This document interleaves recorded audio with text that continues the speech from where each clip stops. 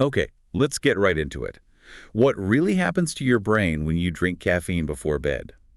It sounds simple, but the latest science is painting a pretty alarming picture. Yeah, it really is. We've dug into a bunch of sources, new studies, expert takes, and the headline is kind of shocking. Your coffee isn't just about wakefulness. Right, it seems it's actively, well, messing with your brain while you're supposed to be asleep. Exactly. So, this deep dive, we're pulling out the crucial bits to understand what caffeine really does during those critical sleep hours. It's much deeper than just keeping you from nodding off. And people really need to know this because we're talking about fundamental brain processes, stuff you need for, basic health and thinking clearly long term. Absolutely. So, let's start with the basics. We all know caffeine, that morning hit, the afternoon rescue. It's everywhere. Totally pervasive, and the sources are clear.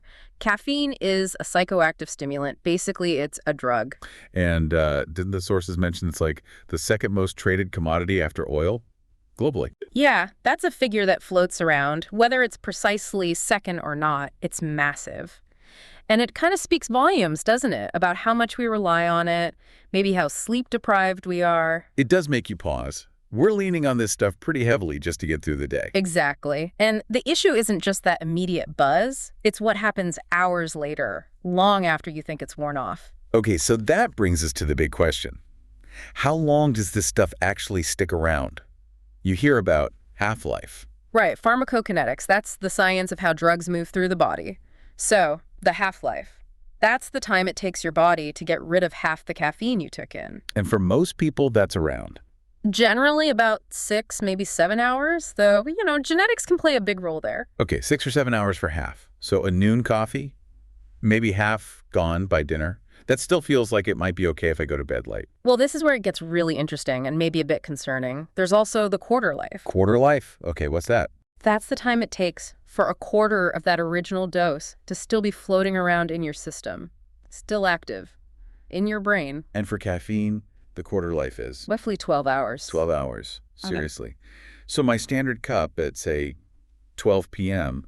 means a quarter of that caffeine is still active in my brain at midnight. That's exactly it. The analogy one source used was pretty stark. It's like pouring yourself a quarter cup of coffee and knocking it back right before you turn out the light. Wow. No, I would definitely not do that if I wanted to sleep well. That's, Wow. Yeah, kind of horrifying. Right. But that's essentially what many of us are doing without even realizing it. That leftover quarter dose is just silently interfering. Interfering with what, exactly? Just making it harder to fall asleep. It goes beyond that. It disrupts the brain's ability to actually get into and stay in those really deep restorative sleep stages. And there's a major news study that looked directly at this. This is the sort of breaking news part. Yes, this research from the University of Montreal was published in Communications Biology. This is key. They didn't just ask if caffeine kept people awake. They looked at what it did to their brain's electrical activity during sleep. How can they even see that when someone's asleep? They used EEGs, electroencephalograms, those caps with all the wires. They measure brain waves. Oh, okay. So they monitored 40 healthy adults, gave them either 200 milligrams of caffeine, that's like one strong cup, or 2 weaker ones, or a placebo right before sleep. 200 milligrams right before sleep. And what did they find? What's the headline? The headline is that caffeine doesn't just delay sleep. It fundamentally changes the electrical patterns of your brain all night long, even when you think you're sleeping deeply. Changes them how? What does a caffeinated sleeping brain look like on an EEG? They measured something called brain entropy. Think of entropy here as like how random or chaotic the brain signals are. Okay, so high entropy is more random, more chaotic. Low entropy is more organized. You got it. The sources describe normal, healthy deep sleep as having low entropy. The signals are organized, synchronized, like gentle ocean waves. This pattern is crucial for restoration. Makes sense. And the caffeine group? Even when they should have been in deep sleep, their brain waves showed high entropy. They were choppy, random patterns, more like the patterns you see when someone's awake. Whoa. So even though you're out cold, your brain is internally kind of buzzing. Yeah. More chaotic. That's a good way to put it. It's measurably different, more disordered. And this state, this high entropy, pushes the brain towards something called criticality. Criticality, I've heard that term, sometimes called the edge of chaos. Exactly. It's this state balanced right between being too rigid and too random. Now, during the day, being near this edge might actually be good. It helps with processing information, being flexible. Okay, edge of chaos sounds useful when you need to think on your feet, but Yeah. probably not what you want when you're trying to rest and repair overnight. That's precisely the issue the research points to. Being stuck near that critical edge at night seems to keep the brain in a more activated, less restorative state. And this interferes with really vital nighttime jobs. Okay, what specific jobs get disrupted by this chaos? Two major ones stand out in the sources. First is memory consolidation. Right, locking in memories. Yeah, think of it like this. During the day, you collect info, experiences. They go into a temporary holding area, mostly the hippocampus, short-term memory, essentially. Got it. Then, during deep, low-entropy sleep, your brain does its filing. It has this important dialogue between the hippocampus and the neocortex, moving memories to long-term storage. That's how learning sticks. Okay, the nightly sorting and saving process. Exactly. But the high entropy, the chaotic state caused by caffeine, it disrupts that dialogue. It impairs the brain's ability to properly file away those memories. So that late coffee might literally mean you don't remember things as well the next day or learn as effectively. That's the implication, yes. And the second big disruption is to the glymphatic system. Glymphatic. Sounds like lymph nodes. Kind of related, but it's the brain's unique system. It's often called the brain's garbage disposal. Okay, that sounds pretty essential. It really is. During the day, it's not very active, but during deep sleep, it ramps up maybe 10 times more active. Its job is to flush out metabolic waste that builds up while you're awake. What kind of waste are we talking about? Really important stuff, like amyloid beta proteins. These are the proteins strongly linked to Alzheimer's disease. Your brain needs to clear this junk out every night. Wow. So the brain literally power washes itself during deep sleep to prevent buildup linked to serious diseases. That's the current understanding. But here's the kicker. The sources stress that this glymphatic cleanup crew needs that low-entropy, organized, gentle ocean wave state to function optimally. And the caffeine-induced chaos interferes with that. Directly impairs it. So you're not just messing with memory filing, you're also hampering your brain's ability to take out the trash. The trash that could potentially contribute to neurodegeneration down the line. Okay, this is shifting my perspective significantly. It's not just about feeling groggy. It's about unknowingly sabotaging these fundamental repair and cleaning processes. It really paints a picture of cumulative, silent damage.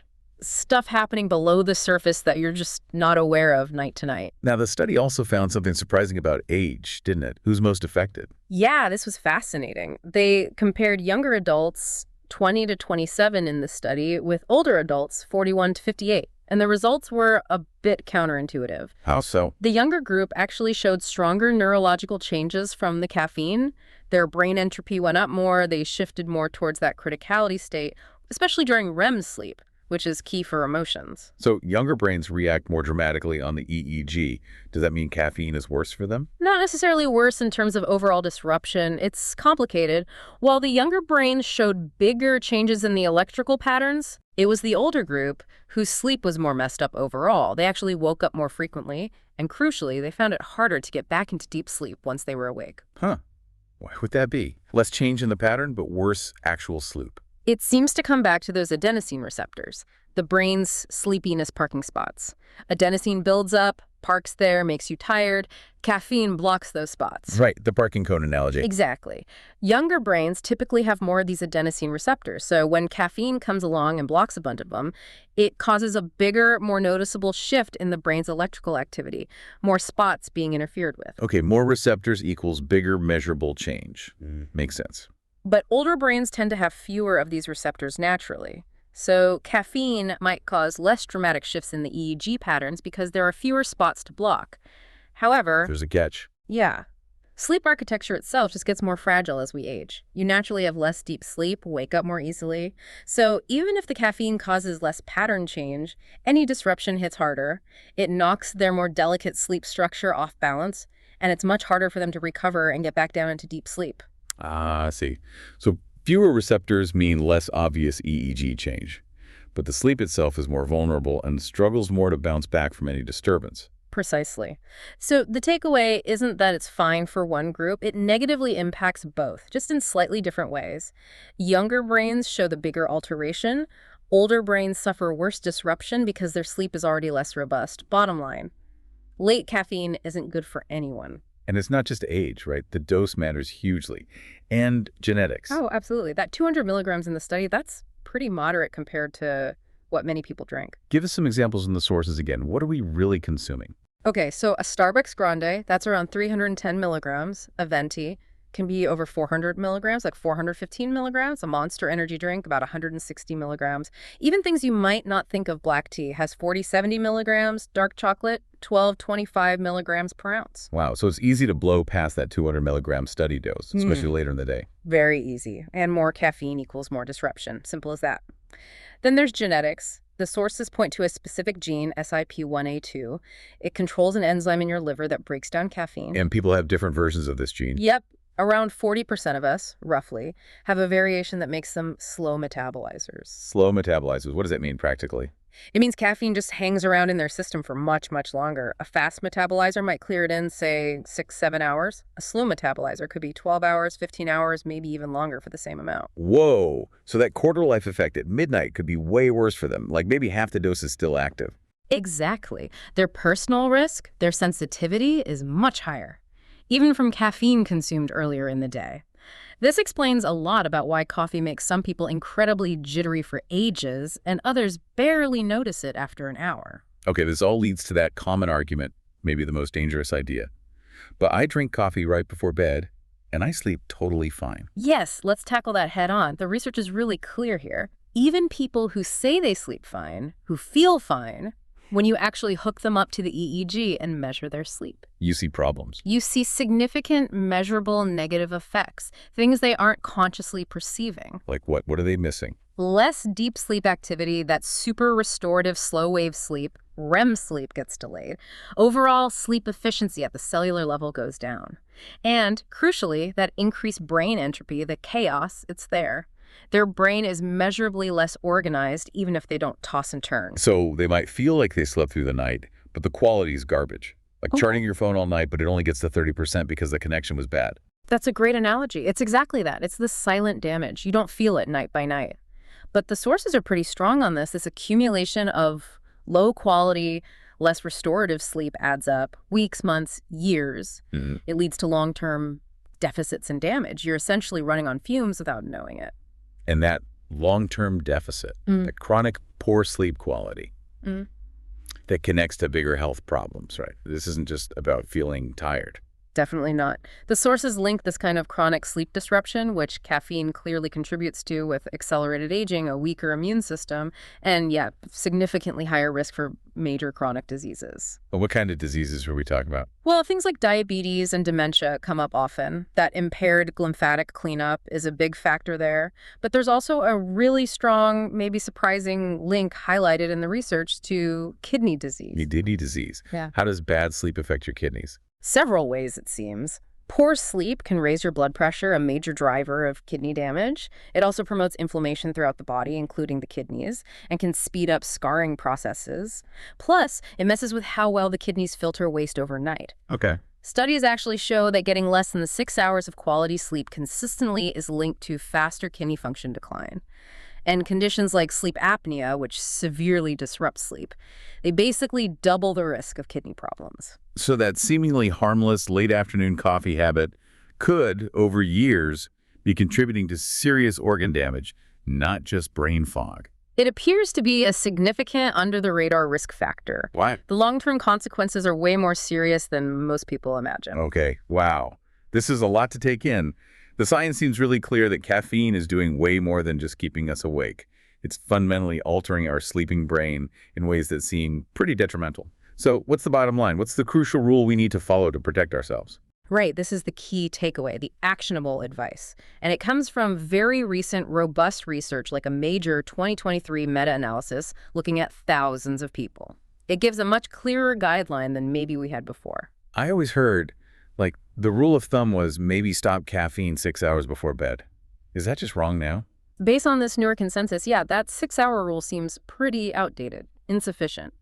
The overwhelming evidence points to needing a much longer buffer period. How much longer? We're talking an 8.8 to 9-hour minimum buffer between your last sip of caffeine and when you plan to actually be asleep. 9 hours minimum. Wow, that's That's going to be a big shift for a lot of people, like a 1 p.m. cutoff for a 10 p.m. bedtime. It is a big shift, but it's what the science suggests is necessary to significantly reduce these disruptive effects on your sleep quality, on those memory and cleaning processes.